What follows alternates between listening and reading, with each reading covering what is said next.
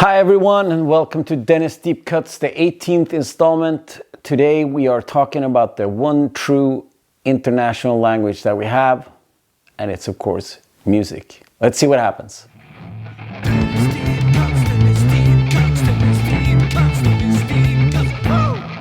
From the get-go, rock music was connected to English. From the plantations to the blues to the early rock of the 50s, English was the language. Spreading from the US to the UK to the rest of the world. And it makes sense. It's a rich language, huge vocabulary, it's very rhythmical, it's very expressive. So much of the way that we sing in all languages today is affected by the melodic sense of English, which is really, really interesting. And even when I started playing my first band, of course I was going to sing in English. I didn't listen to any music that wasn't in English at all. But today we're going to look at some artists that took a different route and they opted to sing in their native tongue. I've dug out 10 records with 10 artists that sing in their own language, and we'll see where that takes us. Maybe you'll discover a new favorite language or something like that. In the beginning, I found it difficult to listen to music where I didn't understand what they were singing about, because I'm a lyricist, so I write lyrics. That's kind of what I do.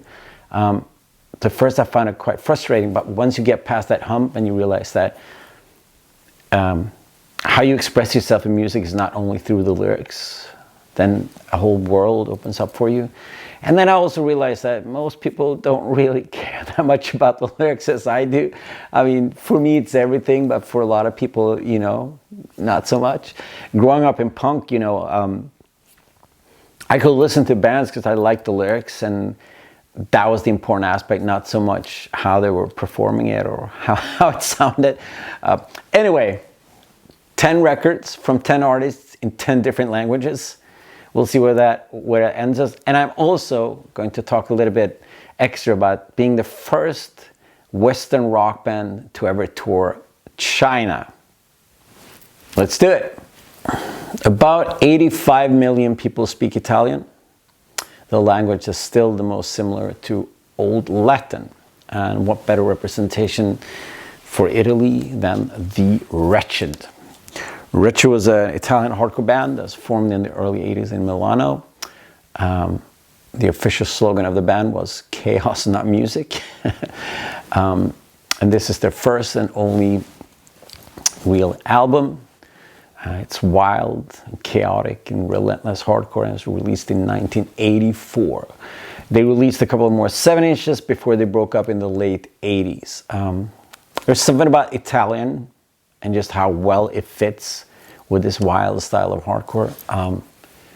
I would say that Finnish and Italian are some of the languages that is best suited for this brand of insane chaos. I would say usually the punk and hardcore scene of the early 80s was pretty good at singing in their native tongue, and Italy is no exception. There's a whole slew of great bands from that time that preferred to sing in Italian. It's great. Italy has not exported so much rock music to the rest of the world. They're mostly known for singers such as Ramazzotti, Botticelli, and Zucchero. Maybe also Giorgio Moroder, the disco producer, and of course like Ennio Morricone with his fabulous scores. But rock music in Italy has not produced that much, but they did put out some fantastic hardcore in the 80s. The world's second biggest spoken native language is of course Spanish. It's spoken by about 600 million people, and it's the official language of 20 countries. It's the world's fourth most spoken language overall, and it also has its roots in Latin and some ancient Greek. From Spain, we find this masterpiece of punk rock goth in Parálisis Permanente with the record El Acto from 1982. I kind of wanted to include this on the goth rock episode, but I've saved it for today. Maybe it's a little bit too punkish or post-punkish, but this is an excellent album, and it's the only record that they released. They released a couple of more 7-inches, but driving home from a show in 1983, the singer Eduardo crashed his car and died, prompting the breakup of the band. This is very nice, moody, dark and gothic sort of post-punk. They do a super cool version of Now I Want to Be Your Dog with the Stooges in Spanish. And also I love this artwork. It looks like something out of a 80s B-movie. Yeah, just a great record. Spain, very much like Italy, has had an incredible rich tradition of music, from classical to flamenco to the crooners such as Julio Iglesias. Not so much exporting rock music. However, as someone that's played a lot in Spain, I know how much they love their rock and roll. Some of my more memorable and incredible shows have been in Spain, and it is a shame that most of their music never reached outside of Spain, basically. But they do love their rock and roll. Maybe Parálisis Permanente is a good starting point for you to check out some Spanish music. I think they're super cool, and I haven't been to Spain in a while, so someone please book me some shows in Spain. That'd be fantastic.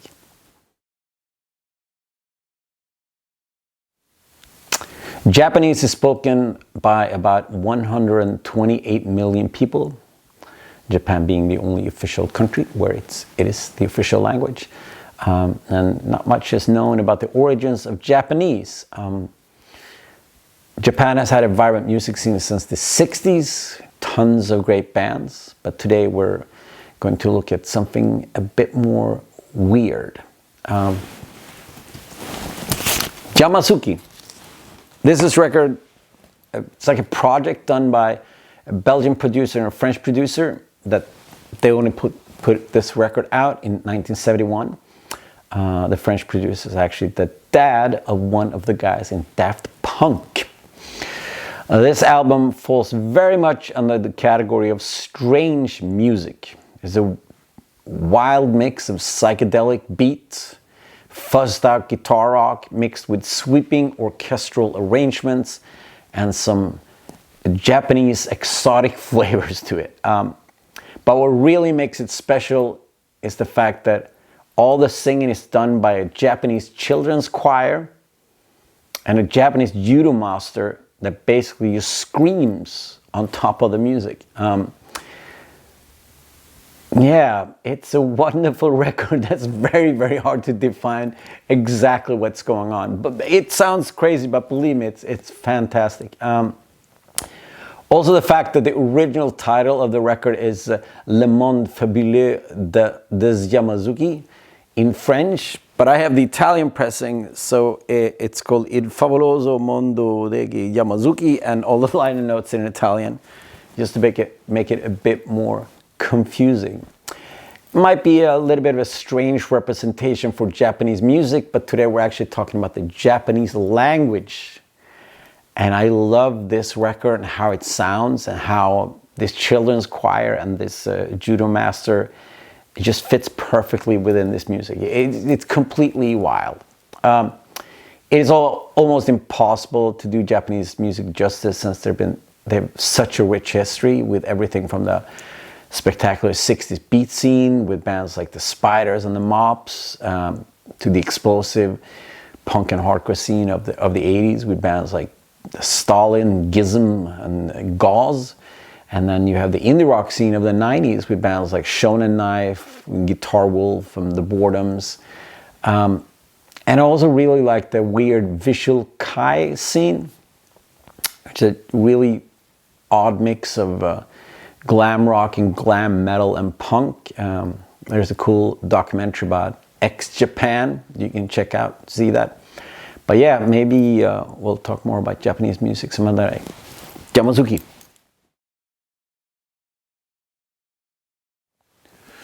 About 6 million people speak Danish, and it's of course a part of the Northern Germanic languages. It's quite similar to Swedish.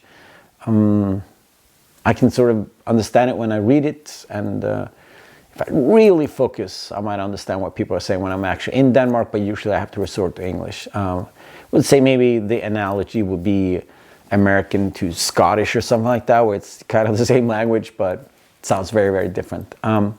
Regardless, Denmark has put out some great music over the years, but none greater than the Lost Kids. Lost Kids are like the originators of Danish punk, pretty much. They started already in 1978, and this is their first album, Blah Blah, released in 1980. It's filled with catchy punk rock anthems, sung in Danish, of course.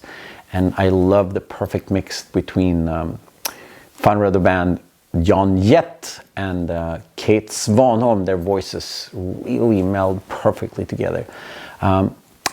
They put out 2 7-inches before this that are just hands down amazing. And interestingly enough, or maybe not that interesting, but their single Cola Freaks was the first 7-inch that I bought that was actually quite expensive. I promised myself for years that I wasn't going to go down the path of starting to buy expensive 7-inches, because then, you know, that rabbit hole is just never ending. And I was touring somewhere, I mean, this is, I don't know, like 20 years ago almost. I was touring somewhere, I found that 7-inch, and I was like, I think I need to buy this one. And I bought it, and then, yeah, what a disaster. However, they are great, and you need to check out their first 2 7-inches, this first album, because it's some of the best music to ever come out of Scandinavia, I think. I love the way Danish is sung. It has a very melodic sensibility to it, and it's similar enough to Swedish that I can kind of get it, but it also sounds a bit alien to me. So I really enjoy that. They always had a pretty solid music scene in Denmark. Not a whole lot of bands made it internationally, but 2 figures that made a huge impact on metal is, of course, Lars Ulrich, drummer from Metallica, and King Diamond. I met Lars Ulrich, and we actually did speak English to each other. So there you have it. There's a whole slew of more contemporary bands that are doing pretty great, like Mew, Ice Age, Volbeat, and the Ravenettes, and of course my favorite, Trent Møller. So yeah, Denmark, check it out. Arabic is a language that's spoken by more than 360 million people. It's the official language of 26 states with different dialects. It is the 6th most spoken language in the world. The Arab world has never really been one to export rock music to the world, which I assume makes sense. The cultural impact of American music is probably not that big in the Middle East. So in order for us to listen to some Arabic spoken rock, we need to find an American band from the 60s. The Devil's Anvil.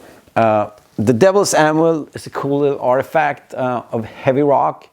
It's a pretty solid sort of 60s rock record with some fussed out guitar and heavy rock. And the singer sings in Arabic, and they also use some instruments that are more Middle Eastern, traditional Middle Eastern instruments. So it's quite interesting. It's a cool record. The band started when Felix Pappalardi from the classic rock band Mountain stumbled upon a bunch of musicians in a cafe in New York in the 60s, and they're all of Middle Eastern descent, and he liked it so much he started sitting in with the band, and then that band became the Devil's Anvil. They only recorded this record. It came out in 1967. I think there's some 7-inches, but I think it is mostly just songs from the record. It's a pretty interesting record. Nowadays, I think it's quite common that you mix folk elements with rock, but this has to be one of the first examples when you mix folk elements with rock, and especially something like Arabic folk music or Middle Eastern folk music. So it's definitely a cool record worth checking out.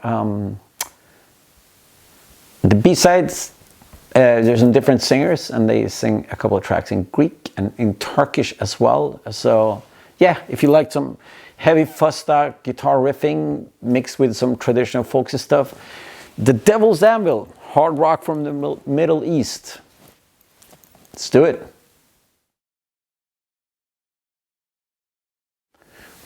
French is spoken by 270 million people across the world, and it's the official language of 29 countries. About 80 million of those are native speakers, and then there's another 230 million daily fluent, and another whopping 100 million that speaks it as a second language, especially on the African continent.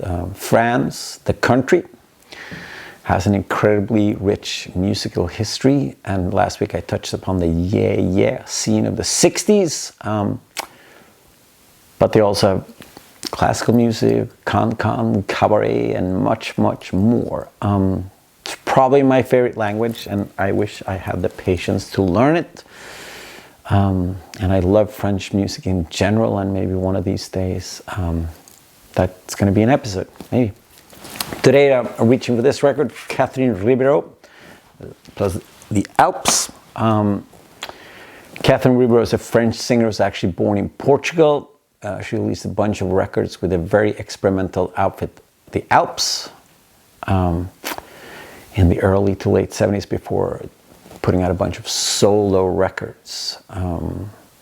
This album's from 1972, and I think it's their third record, and it's just marvelous. It's weird and psychedelic and dark. Space rock mixed with folk music, and Catherine's chanting and howling vocals is just perfect. They built a lot of their own instruments, which makes it for really cool sounds and soundscapes. While the yeah music was pure pop, this is very experimental and avant-garde, and I love the hypnotic nature of this record. It's only 4 tracks. The last 2 songs are 15 and 20 minutes long. I think all their stuff is worth checking out. It's super cool and really odd. Yeah, if you want some really spaced out music. France had some great music over the years, but very few rock band has made it outside the borders of France, which is, of course, one of the reasons being that the French government has been very supportive of French music in general. So you don't really need to tour outside of France, because the infrastructure is set up so that if you're a French band, you can actually make a decent living playing music in France. But there's so much great music that I might have to do an episode on French music one of these days. But, you know, for now, well, no, wait, 2 things. Rock music, not so much. But then you look at French music, dance music, then you have M83, and you have Justice, and you have Daft Punk, and that's maybe the biggest music export of France. But then there's 2 rock bands in France that are probably the biggest rock bands in France, and that's Phoenix and Indochine, or Indochin. They're both massive. Phoenix maybe more so international than Indochin. But here's a very interesting fact. Phoenix, the drummer is a guy called Thomas. He plays in bands like Cult of Luna and Deportees from Sweden. And we also have a punk band together called Venice Casino. Yeah, he's from like the Umeå hardcore scene. And then Indochine, the drummer of Indochine is Ludwig. They used to play drums in the International Noise Conspiracy with me. So the 2 biggest rock bands of France have drummers that I've played with. And that's really strange, right? That's super weird and unique. But yeah, I love France, French music. One of these days we'll do an episode on French music.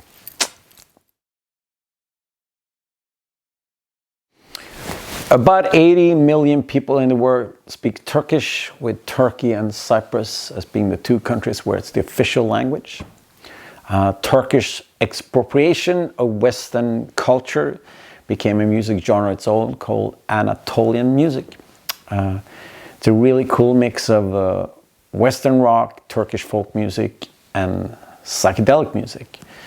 From the early 60s almost until the 80s, it was a pretty big scene that produced a ton of great music, but a military coup in 1980 put an end to that. The music in itself spread, and people really liked it because it was a nice juxtaposition toward the grim reality that people were living in. But since most of the musicians were leftist leaning, they fled the country or they were imprisoned. Turkey is still problematic politically speaking, but there has been a resurgence of Anatolian music as of late. And when I did my episode talking about the best records of 2022, I mentioned Gay Soy Akyol, excellent artist from that scene world. But today I'm going to talk about another band that every year they put out a record in the last 6 years. They made my top 10 list, and I'm of course talking about the band Altın Gün. Altın Gün is actually not from Turkey, they are from Amsterdam, but the music is heavily influenced by Anatolian music. It's rhythmical, psychedelic, and incredibly danceable. Both the singers are from Turkish descent though, and while the rest of the band are from Holland.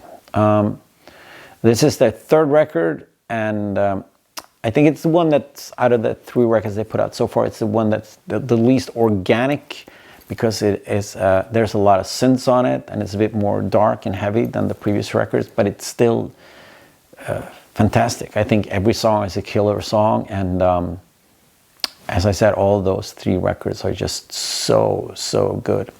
And then I saw that in 2021 they put out another record, but you can only buy it in Bandcamp, where all the money goes to Earth Today for the contribution of a healthier planet.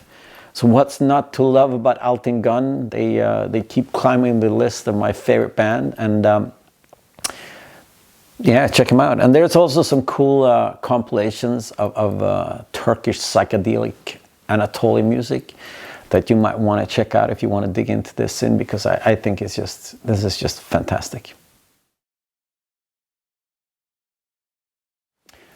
The world's most spoken language is, of course, Mandarin, the official language of the People's Republic of China. Nearly 1 billion people are speaking it. It has a bunch of different dialects, but it's still by far the biggest language in the world. It's also interesting because it's a very melodic language, where almost every word has 4 tones. Which makes it really interesting when sung. The Chinese band that I'm going to talk about is, of course, my good friends in the band PK14. PK14 started already in 1997 in Nanjing, but moved to Beijing shortly after, and in 2001 they released their first album, which makes it one of the first rock releases ever in China. Most countries that we talked about, they have scenes going back to the 50s and 60s. But in China, rock music didn't really happen until the late 90s, when the Chinese government's sort of restrictions of Western music became a bit more lenient. And it's also pretty amazing that the singer of PK14, Yang Haisung, is said to be the first punk of China.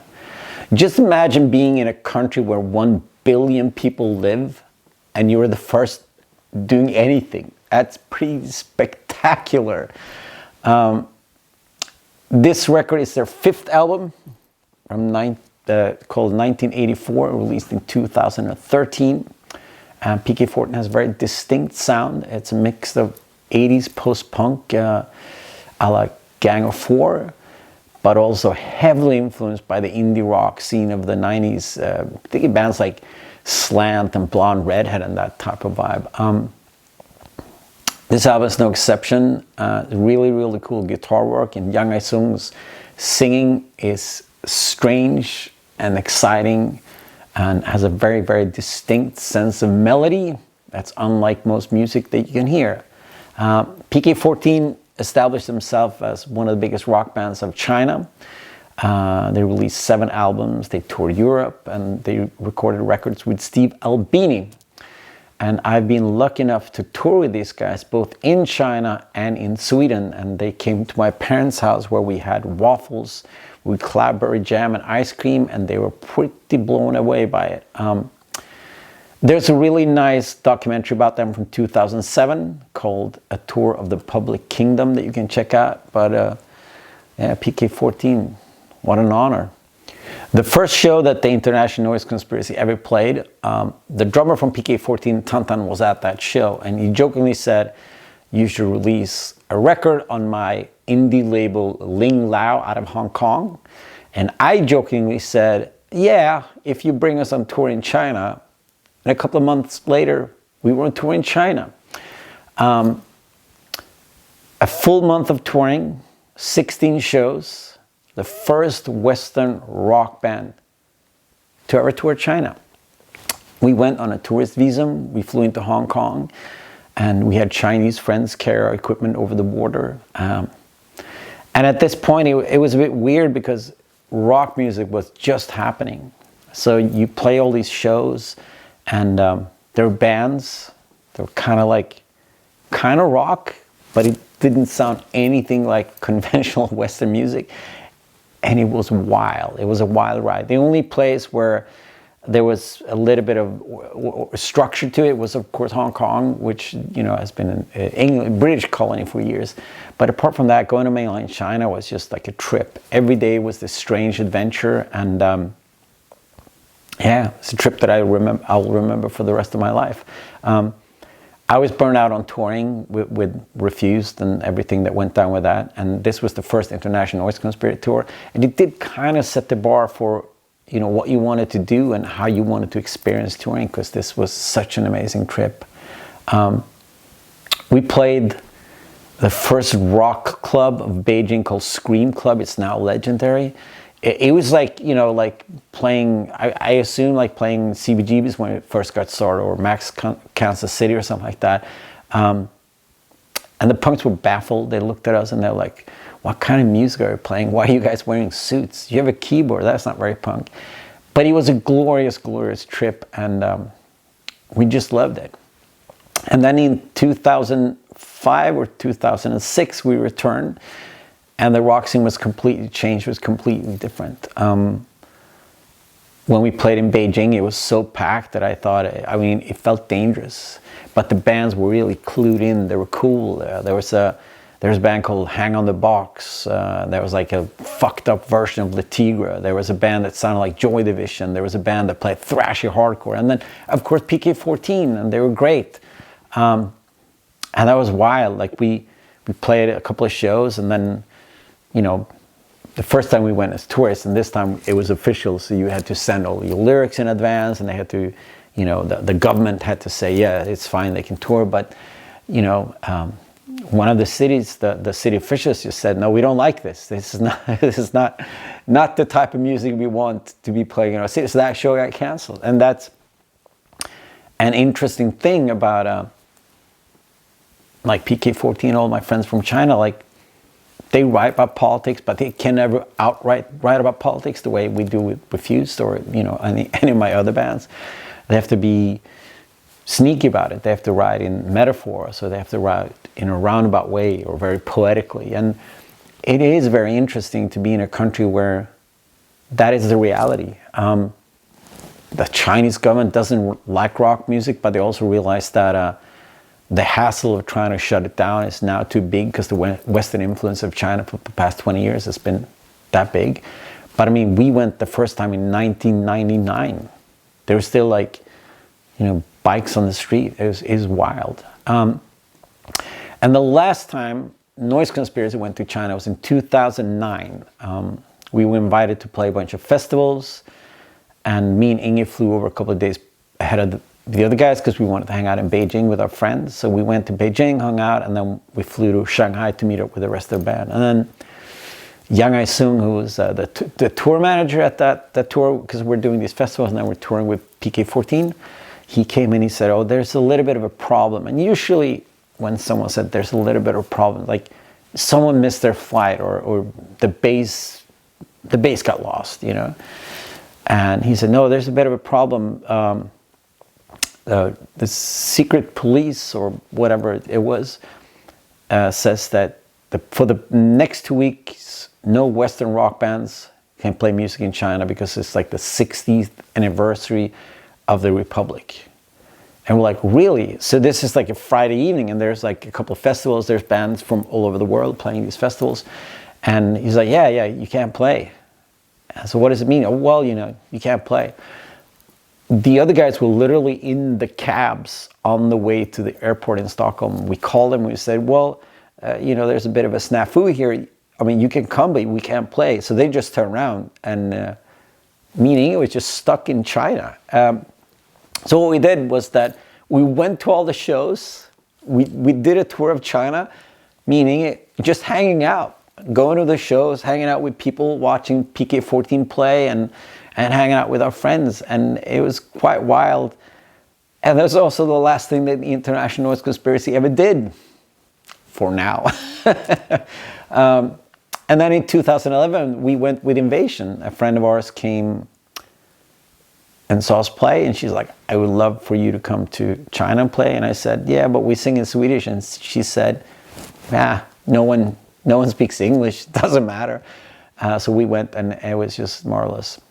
China is super fascinating, highly problematic, but it's a country that is so rich in history and culture. The food is just spectacular. As a vegan, it's marvelous. The first time we went on tour, since Tantan was like our tour manager, he lived in Hong Kong at the time. He didn't speak, his Chinese was subpar. And his dad wrote us a note where it said that they were Buddhist monks and then that we didn't eat meat. We just walked into restaurants and gave them the note, and every time they looked at us, they're like, what the fuck are you talking about? But yeah, I would love to go back to China. I haven't been in a while. If any of my Chinese friends see this, let us come back and play. I love touring in China. It's just different.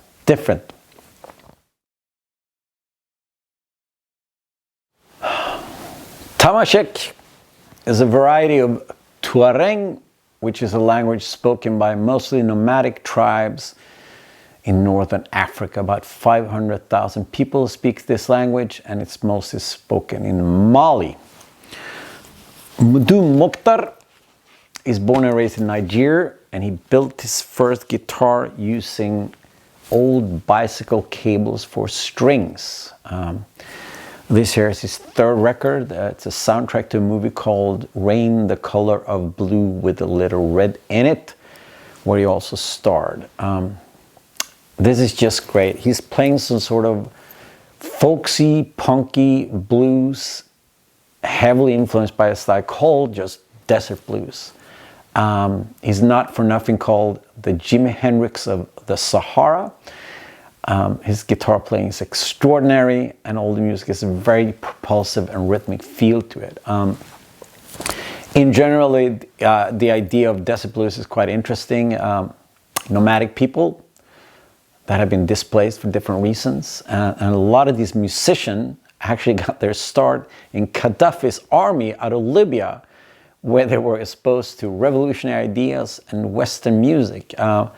Most notably, the band Tinariven got their start there, and they're also called the originators of this style of music.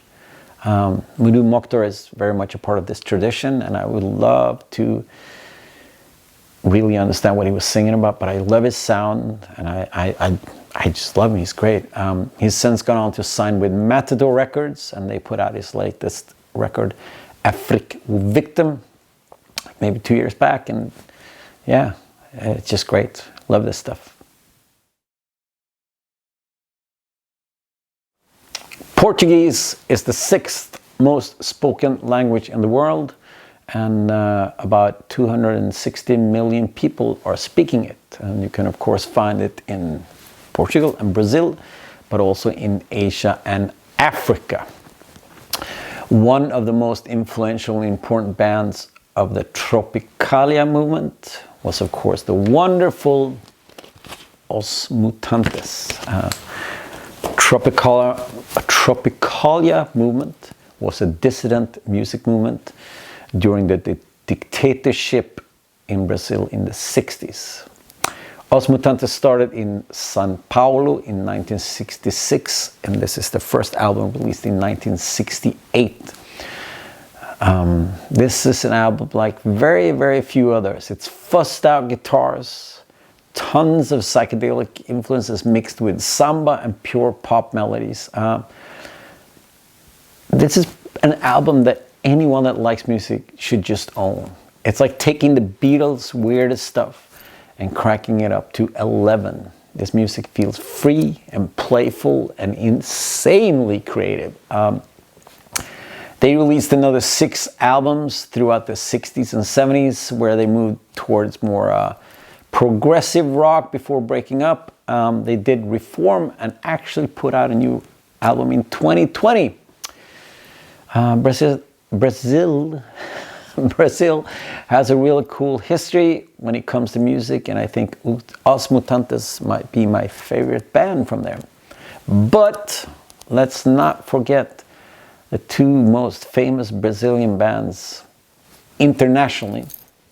Of course, Ratos de Parau, they're fucking awesome, and Sepultura, which is also a pretty amazing band.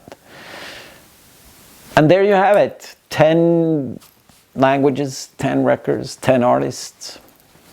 What's your favorite language? What language did I forget about? I mean, tons of languages I haven't even touched upon yet. Might be a follow-up. Let's see. Thank you for watching. Like, share, subscribe. Tell your friends.